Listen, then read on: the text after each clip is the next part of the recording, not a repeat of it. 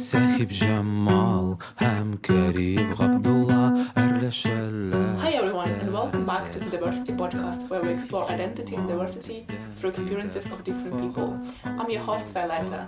My guest today is Tamana, who is Bengali-British woman, and we will be talking about identity and her upbringing today.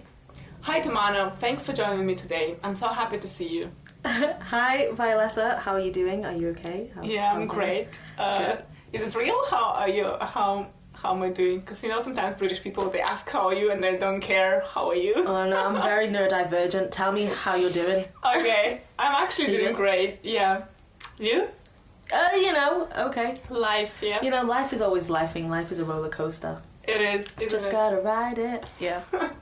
So first of all, I want to say that your name is very beautiful, and I sort of googled it, and it means desire and wish in Hindi. Yeah, is that correct? Yeah. It means like wish or exactly. Okay. So even though I know you for a very short period of time, I think the name really suits you as well. So, because when I just met you and the energy I received from you, I think you, like how I see it, you live your dreams regardless like any challenges you meet in your life, and I deeply admire that. So I just wanted to say that.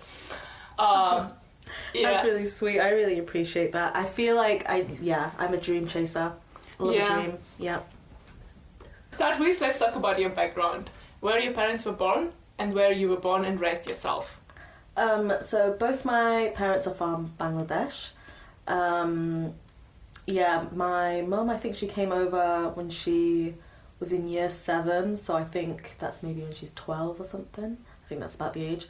My dad came over later on, so maybe when he was, how old? I don't know, maybe like in his early 20s. So my mum grew up in Manchester, and then when they got married, they moved to Stoke-on-Trent, so that's where I was born, where I was raised, where I turned into a young woman. Oh, that's beautiful. I actually lived in Stoke. I think I told you that. You lived in Stoke? I lived in Stoke for a year for work. Yeah. Whereabouts? That's an experience. Hanley. No way, you lived there too? In the centre? City girl, yeah. No, I didn't live in Hanley. I lived in Burslem. Oh, I don't even know where it is. I only know Hanley. Yeah, because it was pub where I live, so it was quite a memorable experience. That's so funny. Sleepless nights provided by British culture. I wish it meant something better than it did. So I'm gonna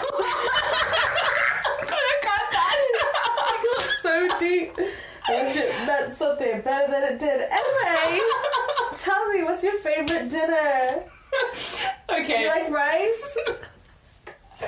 Okay, great. Okay, I'm trying to focus. I'm so sorry, go on. Okay, that's nice. So, do you feel... when did you move out from Stoke-on-Trent? Yeah, so after college, my mum basically told me I wasn't allowed to leave Stoke.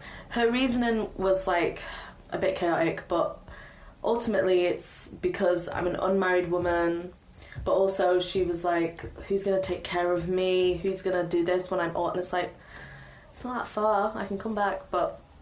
Okay, so I did 3 years of college, right? And after my second year, we sort of had to pick what we were going to do. I wasn't going to go to uni initially because I didn't see... Because statistically, systematically, like, I'm just not made to be successful in the art industry. I'm not only am I a woman, I'm a brown woman, and I was a Muslim woman at the time, so it was like all these things were like, you're not going to make it in this industry. So I was like, and plus I've got, my mum and dad being like, no, basically. So I ended up doing another year of college to try and just figure out what I was going to do. And then after that, I was like, yeah, you know what, university. But yeah, my mum, this story is a mess. My mum said that I'm not allowed to leave Stoke. So I did a year at Staffordshire University. And I did photography there, but it was just like a nothing year. Like, I always forget that year happened. It was 2015. And it was like I was stuck in my hometown. I was still living at home. It didn't feel like I was at uni. It just felt like I was at a different college it was very like, even the building, I'm not trying to like, you know, hurt nobody's feelings who goes there. I'm sure it's great for lots of people, but for me, I just didn't enjoy it, and it felt like I was in a science building. It felt like, because it was all just corridors and grey walls, and it was like, this is supposed to be an art course, like how am I supposed to be inspired here? I get it. And the college I went to before that, I did like a rolling program, and it was a art and design. It was a foundation diploma in art and design, so it was like you can do all these different things, and so I was constantly stimulated by all these things going on, and then just being in a grey building.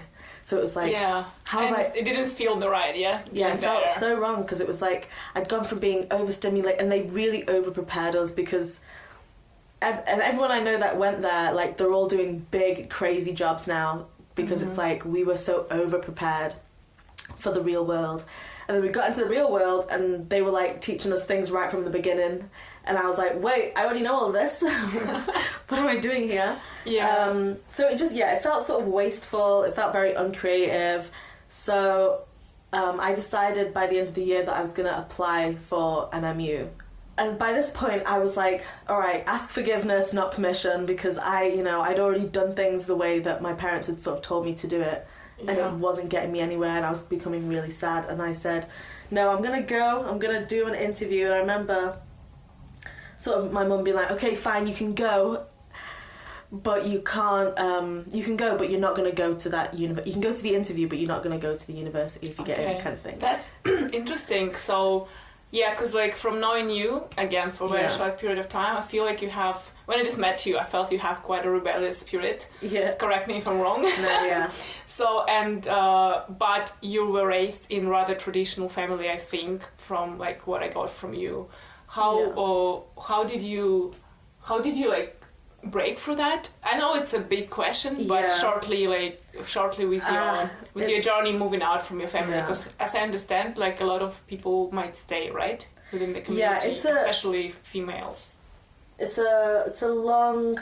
This is the thing that I find difficult to sort of explain to people, because I think people always want to hear things as if it's like in a movie or in a TV show, and they want it to be wrapped up into one episode, and it's like, no, I'm 28 years old, I've lived a long life, and it's been a tumultuous journey, it's been a roller coaster, ups and downs and all this chaotic stuff. So there was never like one specific moment where it's like, you know what, I don't believe in God, I'm done. It was never that. It was always like, there was a lot of questioning throughout my teens, and I'm someone who like, I don't follow anything blindly. I always want to know things. So I think you question things a lot, you right? know, and I was questioning so many things, and like growing up, like that would mean I was Googling lots of religious texts and Googling things to like back up how I feel. But there were certain things that I couldn't get over or couldn't make sense of. And I was like, well, this doesn't make sense. I don't like one in particular. This is like me making everything small, but like this is just an example. But like one, obviously, a big thing was like homophobia and like it being a sin to be gay. Of course. And I remember at that point, you know, some of my best friends were very gay, and I just sort of would think, how I don't understand a God that would put this person in hell. This person is so kind, so loving, so open. How could a God hate this person? But like this person is okay, yeah. Do you know what I mean? Why is this person okay? Yeah. So that kind of stuff didn't make sense to me, and I, trust me, I did so much research and read so many things, and like, yeah, it just I couldn't piece them together for it to make sense. But it was, I don't know, because like I never was like, that's it, I'm done. It was like, it was a journey, right? It was a journey, but also it is a journey, but also like within community, it's weird because, and again, I never want to speak against people, because again, I was a part of that community for a very long time. So I hate sort of the idea that people are going to come back and be like, you're making us look bad, I'm like, no, you're doing this to yourself, truly. Like, how about we take care of each other, and then we don't have to worry about how people see us, kind of thing. But yeah, there's a lot of like what people call haram police, which just means like people looking and sort of being overly like holier than thou, I know best, you know, judgmental. When it comes down to it, it's judgmental, and it was always against brown women and brown girls.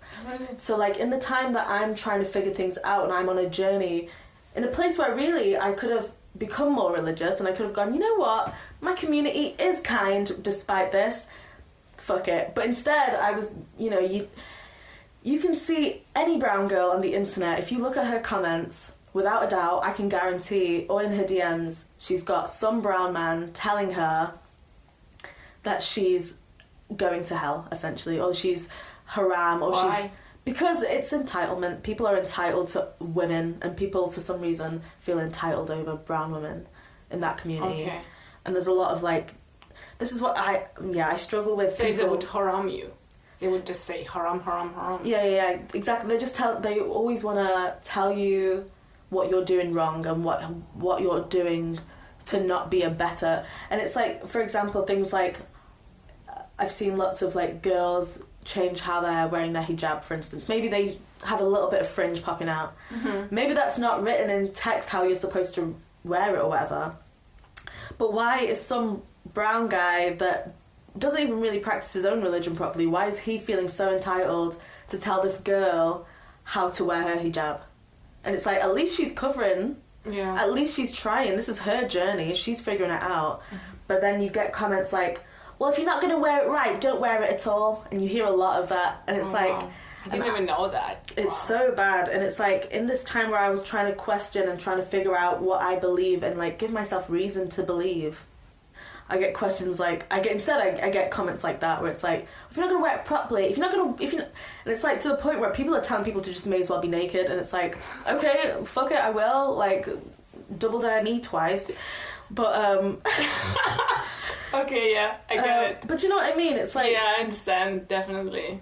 But yeah, there was a lot of that. Another reason, I think, was, how do I articulate this? If you're raised only with guilt and shame, and you always feel guilty and you always feel shame, and then I'm trying to figure out how to articulate this. It's okay, take your time. How do I say this? I agree about guilt and shame. It actually applies not only for Muslim girls, it generally applies for the whole womanhood of the world. Yeah. If that makes sense. Yeah. You know? Yeah, guilt and shame is for all women, for sure. I feel like, you know, there are definitely cultures where it's a lot worse and a lot more explicit, right? Like, this is why, like, I grew up with really intense, like, anxieties and stuff. Essentially, like, imagine you are worried constantly that there are two angels watching you non-stop, writing down every good and bad thing that you're doing. Wow. And you're very hyper aware of it. I was very hyper aware. I could always like... seriously? No, I didn't know that. And like, I'm constantly I would feel guilty about little things. Like, say you even just... This is why now I'm just like, I'm non-judgmental, but it's because of trauma. It's not because I'm super nice. I don't lie right now. I don't lie. I know, you are nice, but like from what I got from you when we first time talked, because you know, you don't talk deeper level with all people. Yeah. But when we talked about upbringing, I sort of felt like this is where you get in your sort of revenge, you know, like you free yourself, and that actually is a lot, you know, like, and you should give yourself enough credit for that. Yeah. But like about these angels, that sounds a bit crazy. I know, I'm sorry. No. I mean, like in the way that I can imagine, because I used to, I think, struggle with anxiety myself. Yeah. And I know, like, it can just eat you, you know, like a lot. And like, but if you have also people saying this to you, because I sort of felt like myself was self-loathing, but I know, like, if there's also someone say that to you, it's like triple, double pressure, you know? There's like, exactly. There's like, it's like well, obviously it's religious trauma as well as cultural trauma as well as like narcissistic trauma because of my family. There's lots of layers to why my brain doesn't work the way it's supposed to. What does it mean the way it's supposed to? Neurotypical, I'm not, Oh, okay. So like...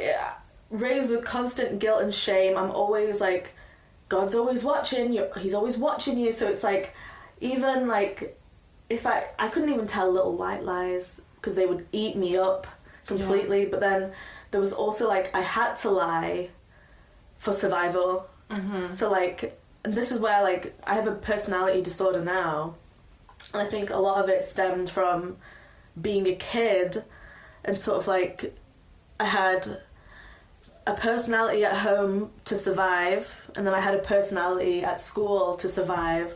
Both were for survival, but like I've sort of become an adult now, and I'm only just figuring out who is it that I am. Exactly. Like, what things do I like? What things do I want to do? What is the personality for myself, right? Yeah, exactly. But you know, this is it's a big long thing where of just like everything was for survival. I don't even remember what the initial question was, but I'm talking about survival. Yeah, just about family to Yeah. start with. To be fair, like we sort of answered to my second question because I was going to ask how being woman influenced your upbringing, but we partly answered to that. But I just wanted to know, like, maybe it's a silly question, but because growing up I didn't have a lot of Muslim friends, I'm gonna ask it still. Go for it. And were boys in the community raised differently, and why they were raised differently, if they were? Yeah, there's a lot of forgiveness for boys. There's a lot of grace for boys. Is it just because it is, or it's connected to like religion? It's not connected to religion. It's more connected to culture. Because if you're looking at texts, this is the thing that used to boggle my mind, because I was always being told one thing, but everyone was doing another. So like in religious text, women are supposed to be revered more. We're supposed to have more respect because we're doing all this. We're valued more. Yeah. We're supposed to be valued more. We're supposed to have all theory. Yeah. Exactly. In the Quran, we're given all of these rights. We're given all of these things that we can do, and like even down to like we're supposed to be able to choose our husbands. We're supposed to be able to, like, our money is our money, but his money is both of our money. That's do you know what I mean? nice. All these things like this, like if we want to work, it's because we want to, not because we have to. Mm-hmm. Do you know what I mean? All these rights and things, and the reason it's like that is because we bear children. Mm-hmm. So it's like, if you want to work, only if you want to, you don't have to. Do you know what I mean? That's how it is in text. But because men are the way men are, and you know they love the patriarchy, those systems have been twisted into being, no, women must stay at home and take care of the children, do nothing else. They have no money. Do you know what I mean? They don't give their women half their money. Instead, they're giving them like just a bit of change to go and get the groceries in. Do you know what I mean? It's like it's all twisting, and so there's a lot of that where it's like, so it's like the real life and how it's supposed to be according to text. According to text, but that's the thing, because it's weird, because you'll hear these speakers talk about it, and they're like, "You're so respected in Islam," and I'm like, "Then where's the practice?" Because I hear people saying it, then why am I being treated like nothing? Mm-hmm. Why am I being told I am nothing if this is the case? Mm-hmm. So yeah, I feel like there's a lot of work there in that regard. Mm-hmm. Who would say these things? Like just like religious people? Teachers, community leaders, that kind of thing, parents. So you used to like participate in the community life? Oh, so like the community was like a big part of. It still is a big part of all of these people's. It's not for me because I've been pushed out of the community. Were you? Yeah. No, I mean like I understand that, but I can't find the word. You were pushed out. Yeah, very like sharply and roughly. It was this is the thing, I feel like in other communities if a person's like disowned or whatever, or pushed out of the family, then that's sort of it, and they're like, oh, it's still horrible, it's evil and whatever, and it's like, okay, I'm never going to talk to my dad again. But in my community, when you're pushed out of a family, you're also pushed out of community. And it's a lot of like because it's like everything's connected, so it's like, even down, I don't know how to explain it, it's like everything's connected, so everybody knows each other. So everyone knows your name, everybody knows where your you name, live, and things like that. There were like, even like when I was living with my grandma who lives in Manchester, even when like I would be walking down the street, I was very aware that loads of people knew who I was, even though I didn't know who any of them were. Yeah, all the time. Wow. So there were people always constantly coming back and talking about like things that I've done, and like it's like I didn't even do anything. It would just be like, I'm wearing a skirt. So if you think of like physically real life people constantly watching you, and you don't even know who these people are, but they're like, oh, that's so and so's daughter. They don't even care to know your name, but you're so and so's daughter. Do you know what I mean? They'll say it like that. So I'm constantly being perceived by these people, And then I've got like God constantly watching me. I'm being constantly perceived by him. And then these angels. And then, you know, I'd go to school and I was getting bullied, let's be frank, because I went to a very white school. And white kids are evil, let's be honest. Okay. So it was like, yeah, I was like, there was no... Kids are evil in general. Kids are evil in general, but kids like... can be like consciously, unconsciously very... It was just a rough little upbringing because it was like, yeah, it was just very lonely. I don't know. Okay. I had a question. It's partly answered again, but I'm still gonna go for it.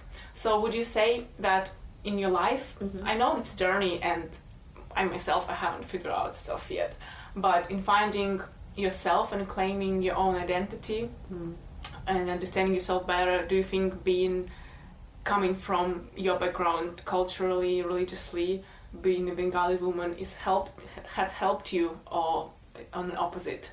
Like, do you ever find some... I'm not saying like good or bad, but I'm just thinking the question is whether it's contributing into your like journey of finding who you are, your identity, understanding yourself. Yeah, it's that's a tricky one. It's funny because like again, when you're pushed out of community, I know I'll keep running back to it, but it's all connected. No, it's okay. It's good. There's a lot of like people sort of calling you a coconut, which is like you're white on the inside, and like all these kinds of comments where it's like you want to be white, and it's like I don't want to be white. I just want to be treated nicely. Yeah. I just want to be respected. So there's a lot of like identity. Mashugana. maybe there's just a lot of identity crisis stuff, and it's like because again, personality disorder, again, constantly my personality was just for survival, so I don't know who I am. So when I was sort of pushed out, and again, it's like when you're in that scenario, it's like, okay, so you're not going to the community events anymore, you're not going to the Hanley Mela, you know what I mean, you're not going to these events where all these people are because you know everyone's talking about you. You know, your family you're not going to be standing with your family, you're going to be standing with, do you know what I mean? So it's like, I no longer was able to go to those kinds of events. So in that time, it's like, okay, I'm not talking to anyone that speaks Bengali, I'm not going to speak Bengali to anyone but besides my cats, do you know what I mean? Yeah. So like, all of a sudden I'm only speaking English, and for a while it was like, I didn't want to feel...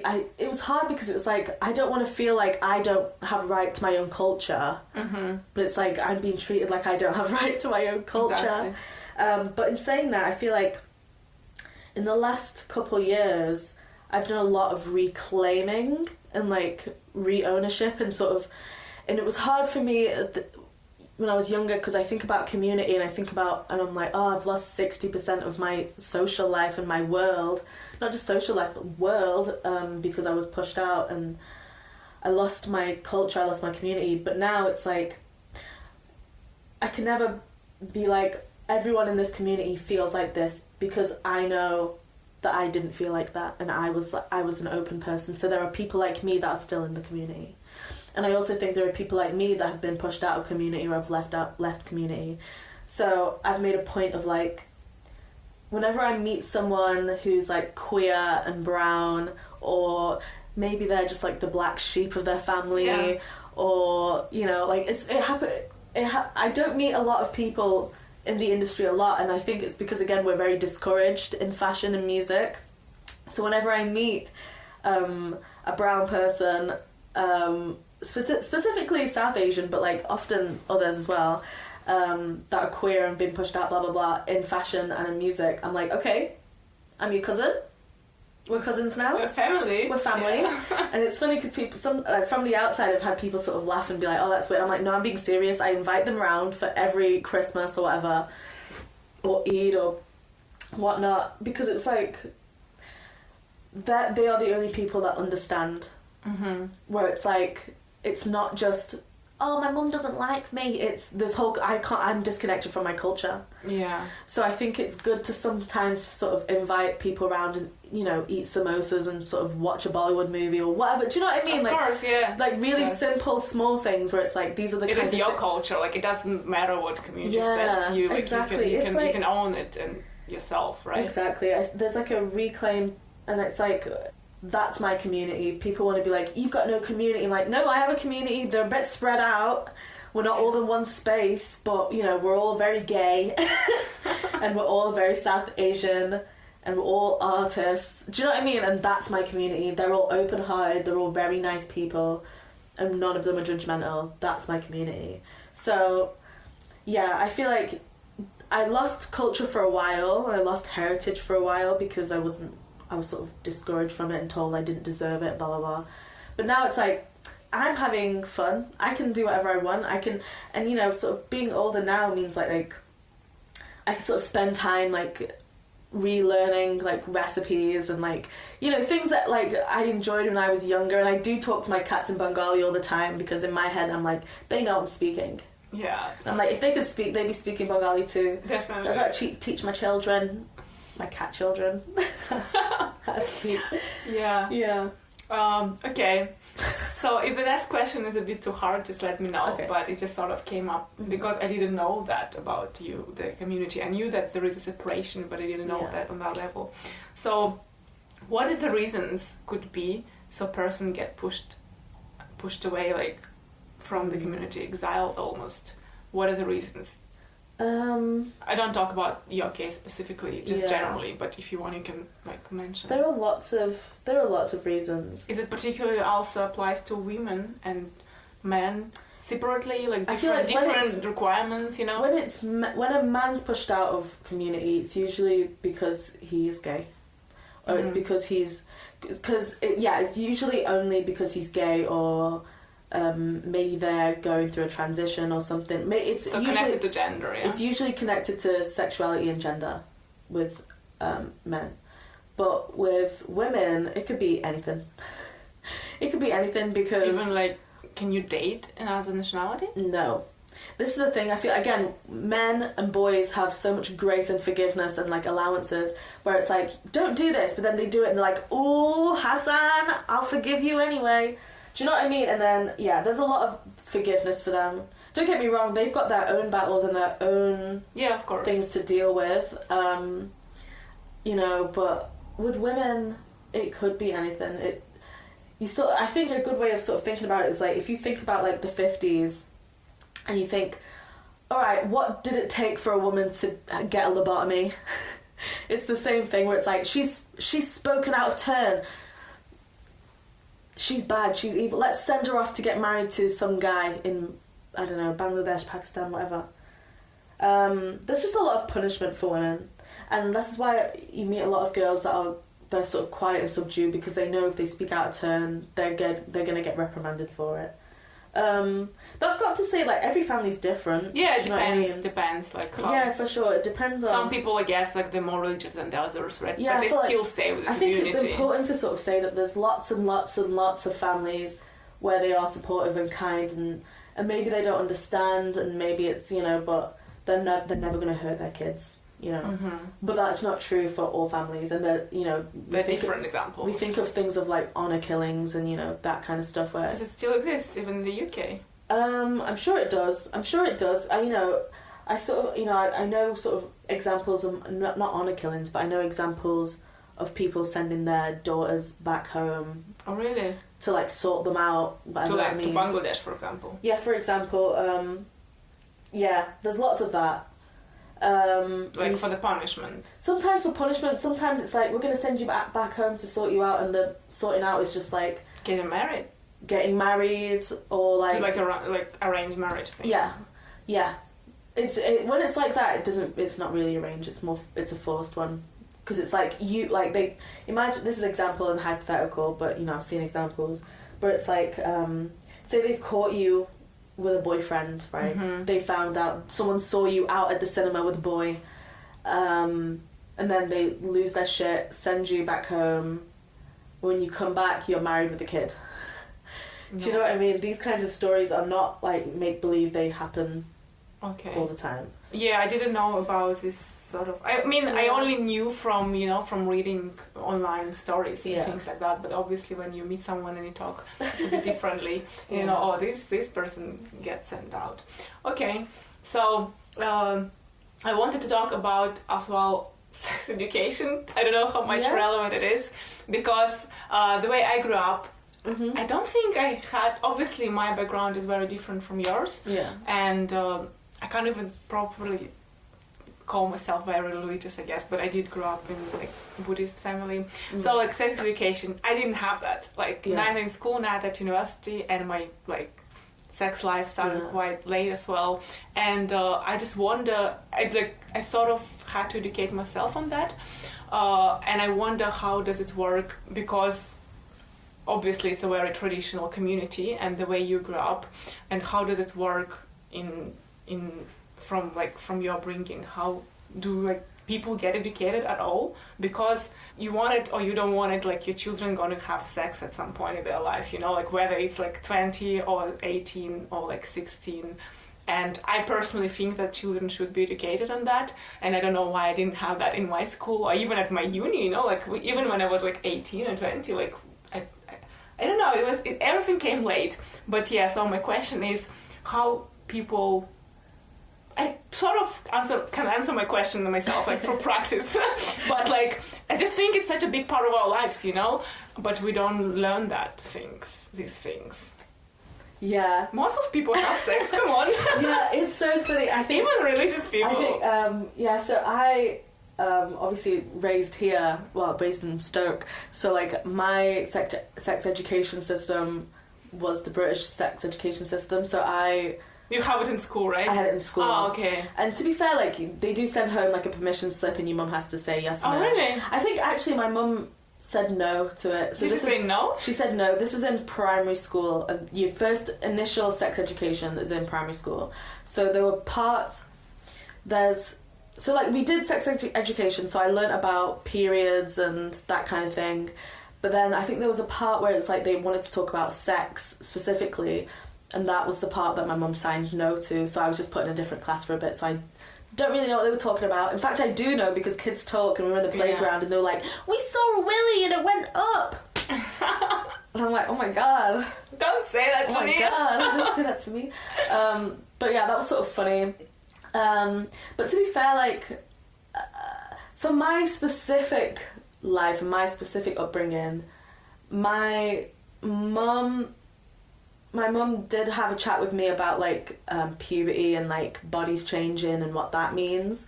I think she definitely spoke about things, but in a very brief way, or she may have given me a couple leaflets here and there. So I'm thankful for her, So she did mention that, yeah? She did mention it, I think, because obviously her mum didn't tell her that stuff. Yeah, and so she had to learn, Yeah, so she just wanted me to be prepared in that way. So I love my mum for that.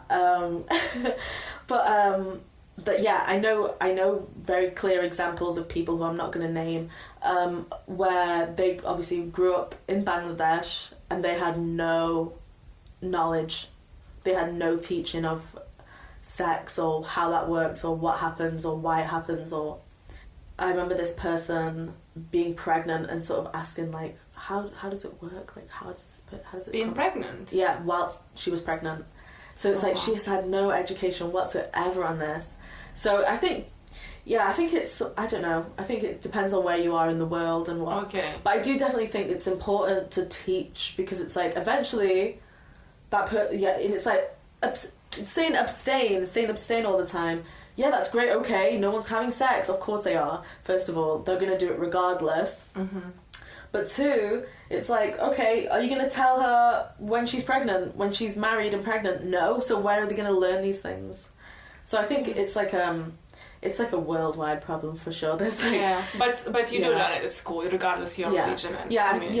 Thankfully, I mean, like here. Yeah, thankfully in the UK, like there's a very good sex education system. Actually, my school was on a TV show called Sex Education. Oh really? Yeah, it was hosted by Anna Richardson.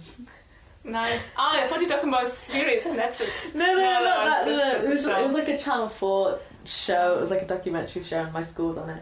It was very funny. It's good for you. You should put it in your CV. Okay. Random. Yeah. So I was going to ask about arranged marriages, but we've sort of mentioned we can that. Talk about it. Let's talk about it a bit, because I don't know the. So again, I said I didn't have many Muslim friends growing up, and from talking to people like here in Yeah. the UK, I think I learned that the arranged marriages is still a thing. Yeah. And so what's the difference between arranged marriages and forced marriages, and like how does it work for male and female? I sort of know how, but do they have no choice as well, males? So this is the thing. Forced marriages and arranged marriages are two very different things. And people commonly like mix them up, I think just because of the way the media talks about it, and mixes it up. And again, it takes whenever we talk about arranged marriages as forced marriages, we take autonomy away from these people, and we sort of make as if we're just sort of dolls and we just do whatever we're told, and that's not the case. So arranged marriages, well, I just noticed a little hole in your toe. Anyway. It's okay. I'm breathing. So forced marriage is when usually the parents or guardians or whoever of two separate parties have the conversation and they say, right, we're going to marry them off, and then that's it, right? The people involved are never actually involved. They don't get to decide, they don't get to talk. This is arranged one. This is a forced one. A forced one, yeah. See what I'm saying? People mix them up. Yeah. So that's the forced one. There's no choice. That's the point. It's forced. An arranged marriage, all that really means is that the people in your life know about the other person. So like when you're finding this person, it doesn't always have to be this way, but like when you're finding this person, usually it's through community or friends or family.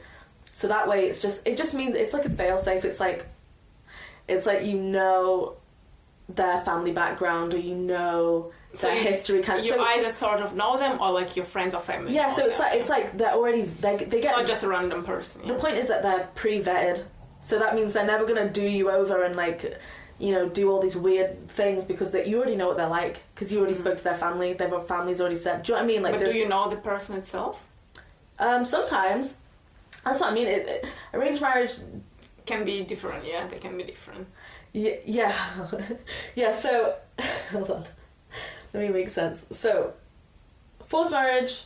I feel like you're getting confused. So like, No, I understand. So forced marriage, no choice. Yeah. You don't know the person, and arranged marriage is like some of your surroundings, even yourself might know them. So or their an family. arranged marriage literally means what it says in the title. So it means it's being arranged. Mm-hmm. So usually that means I'll do like an example in a second, but so yeah, there's an element of like being pre-vetted by people around you, but then again you get lots of choice. So you can say no, you can say yes, you can say whatever, but it just means that there's usually a chaperone for some of those meetings.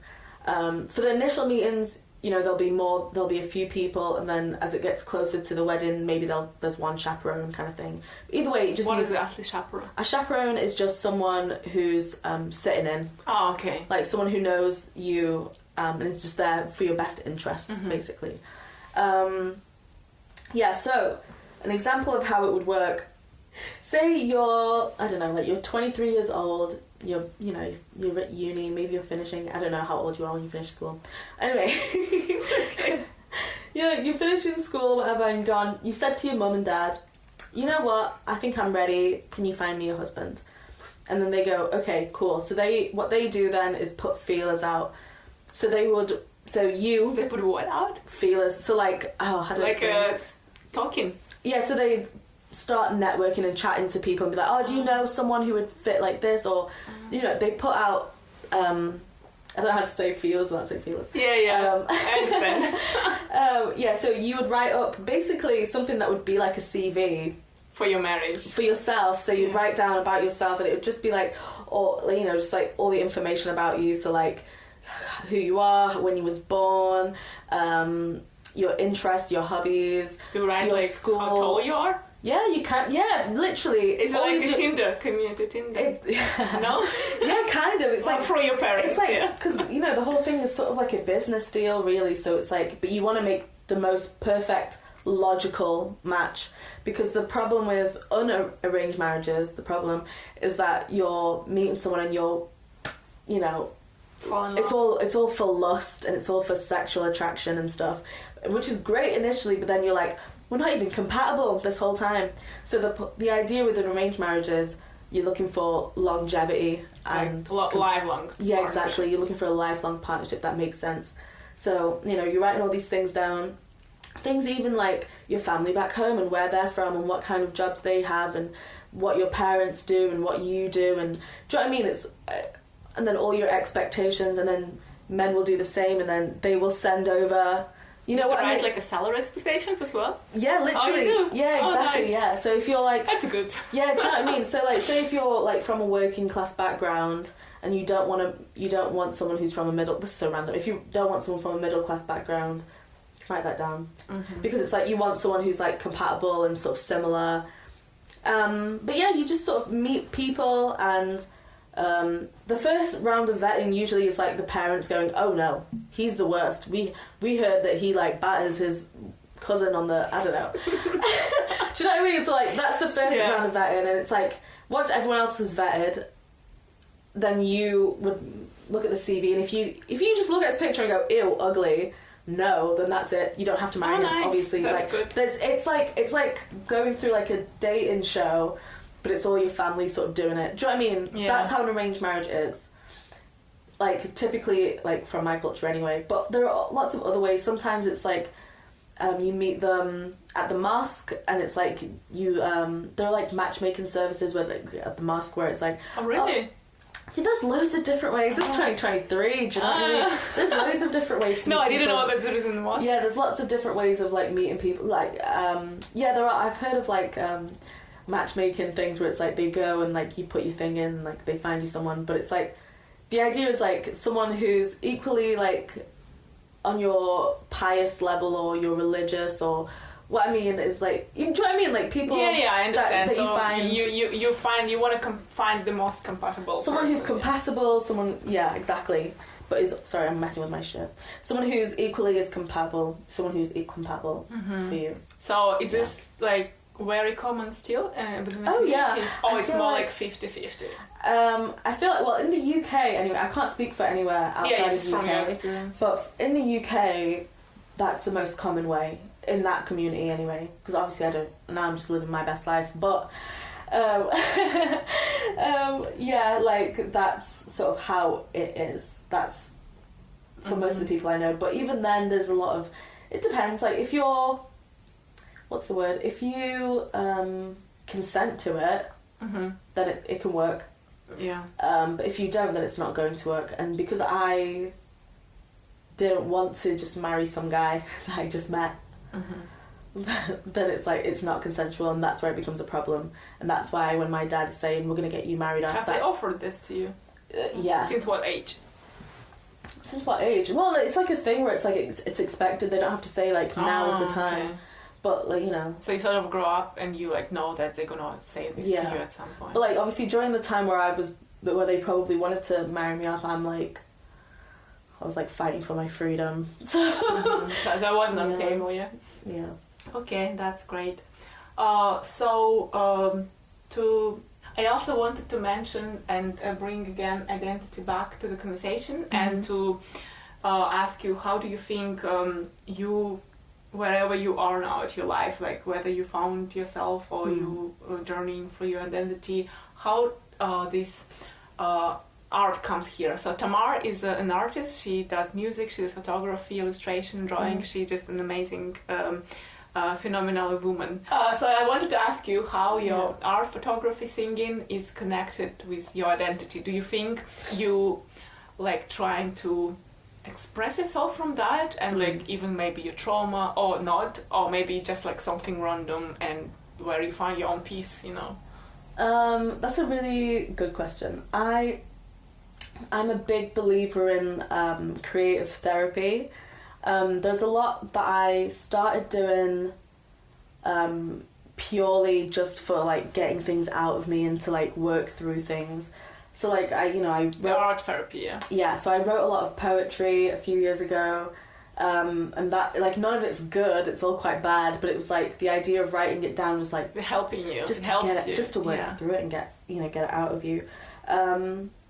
Yeah, I feel like honestly anything I make really is like it's a way to heal, or it's a way to process or enjoy, but that comes out in different ways. And I think when people sort of think of like therapy or like expression, they sort of think, oh, all your art's got to be so sad and moody, and it's like, not really. Like, I run a Your art is very fun. My art can be really fun. It can be really sad sometimes, but sometimes it can be really fun. Like, I run a fashion brand, and it's all sort of 90s Y2K childhood, like, nostalgia stuff, and it's all super fun and cute, and I think for me that whole thing is like, I'm sort of revisiting my childhood with like the things that made me feel safe as a child. And so like I would just watch TV, and if I was watching TV, the TV was the safe. Yeah, exactly. And so like I know all of my TV shows and whatever from when I was a kid really, really well.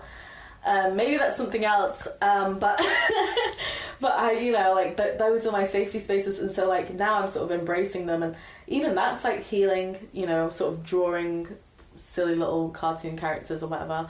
But yeah, sometimes it's like, I think art doesn't need to be anything, and it's funny because like I'll meet people all the time where they're like, I can't draw, I can't make, I can't paint, and it's like, you can, all you've got to do just doing it. Just you do don't have it. to do it. It's art already, right? There's this weird pressure of things having to be good that people forget like why you're doing it in the first place. So I think if you're listening and you want to make something, just do it. I feel like there's a lot of like, oh, I can't do it, oh, I'm not good enough, and it's like, how do you think anyone that was good at anything? Yeah, there's a lot of fear of failure, right? It's fear of failure. Even me, like, I'm super stressed with the quality of this audio, but like I find this conversation is so important, so even if it's a like very, very bad quality, I'm still gonna do it, That's the thing, you've got to just be like, what's the absolute worst that can happen? And it's like, usually that worst thing that can happen is like, it just doesn't go well. Okay, grow up, it's fine, get a grip. Do it again. Do you know what I mean? Just try it again. It's not that deep. Do you know what I mean? We put so much pressure on ourselves. It's so intense. Angry. It's like literally like when I think about when I was writing poetry, it's like, what's the worst that's gonna happen? It's cringy. Okay. Do you know what I mean? Great. Yeah. But now it's like years later, and it's like now I write sort of music and stuff, and like again, it's still cringy. It's still not great. But like I think about the music I made. Literally even a year ago, 2 years ago, I'm like, that was so bad, but if I didn't make that really bad stuff, I wouldn't be here making this better stuff, which is still not great. But imagine me in a couple of more years, like I'll be like riffing on that guitar over there somehow. Of course you will. Do you know what I mean? Like it's like there's so much worrying of like, where am I now? Why am I not where I need to be now? It's like, shut up, man, we're children, we're babies. Goo goo gaga, I'm a baby. Do you think it's connected to us being females as well? I think it can partly. do. Or like it's just multi-gender. I think I think a struggle with expression and creativity and worrying if your work is good enough is with everyone, to be fair. But I think that again, there's always more grace and acceptance for, let's be honest, white men most of the time. Like they're the top of the mountain. It's so wild to me because I think about like, people I've dated where they're like, they're celebrated so much, but like I look back at what they've done it was like the bare minimum, and it was like not good work, but because they're men and they're like, oh, what do you think, we're always like pandering to their egos.